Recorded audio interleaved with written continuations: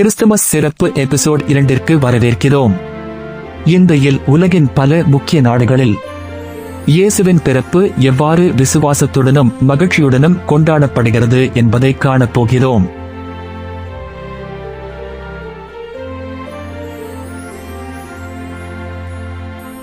முதலில் நாம் ஐக்கிய ராச்சியம் UK நாட்டிற்கு செல்கிறோம்.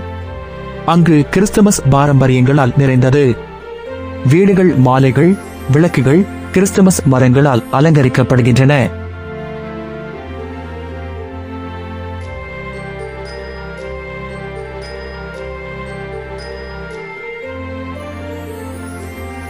குடும்பங்கள் ஒன்றாக சேர்ந்து கீதங்கள் பாடி, பரிசுகளை பகிர்ந்து,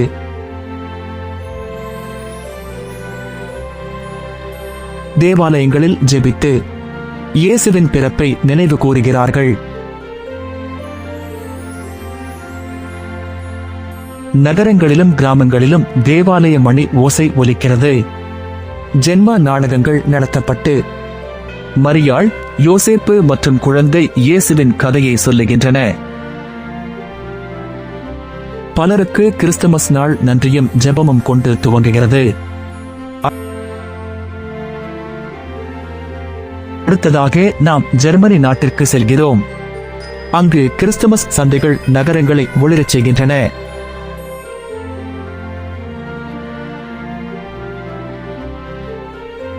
மெழுகுவர்த்தி ஒளி, மர அலங்காரங்கள் மற்றும் இனிப்புகளின் வாசம் முழு இடத்தையும் நிரப்புகிறது. ஜெர்மனியில் அட்வென்ட் காலம் மிகவும் முக்கியமானது. ஒவ்வொரு வாரமும் மெழுகுவர்த்தி ஏற்றி இயேசுவின் வருகைக்காக மக்கள் தங்களை ஆன்மீகமாக தயார்படுத்துகிறார்கள்.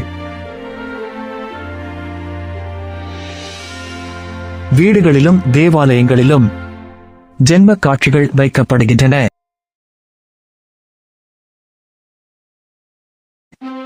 பின்பு நாம் இத்தாலி நாட்டிற்கு செல்கிறோம்.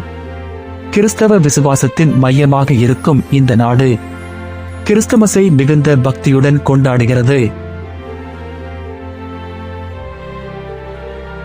தேவாலயங்கள் அழகாக அலங்கரிக்கப்படுகின்றன.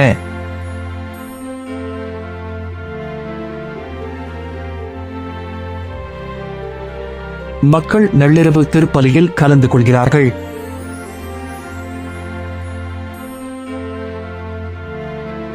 பல வீடுகளில் கிறிஸ்துமஸ் மரத்தை விட ஜென்ம காட்சிக்கு அதிக முக்கியத்துவம் கொடுக்கப்படுகிறது. இயேசுவின் பிறப்பு அமைதியும் நம்பிக்கையும் கொண்டு நினைவு கூறப்படுகிறது.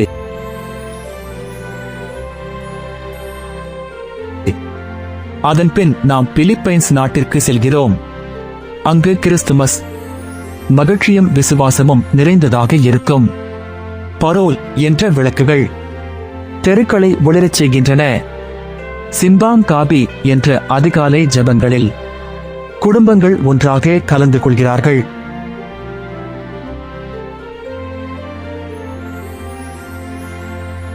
இயேசுவின் பிறப்பை ஆழ்ந்த பக்தியுடனும் மகிழ்ச்சியுடனும் கொண்டாடுகிறார்கள்.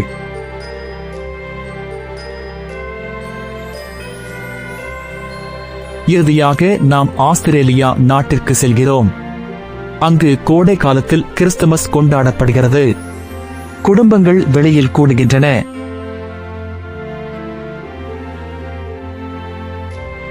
உணவு பகிர்ந்து, பாடல்கள் பாடி, ஜெபம் செய்கிறார்கள்.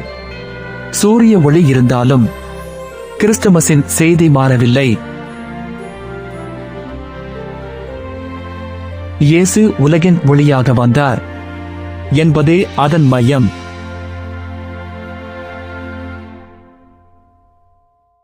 நாடுகள் வேறுபட்டாலும், மொழிகள் மாறினாலும் கிறிஸ்துமஸின் அர்த்தம் ஒன்றே. தேவன் தம்முடைய குமாரனை உலகிற்கு அளித்தார்.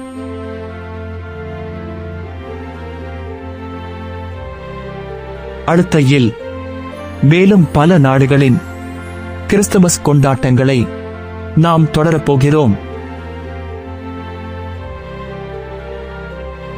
கிறிஸ்துமஸ் பயணம் தொடர்கிறது.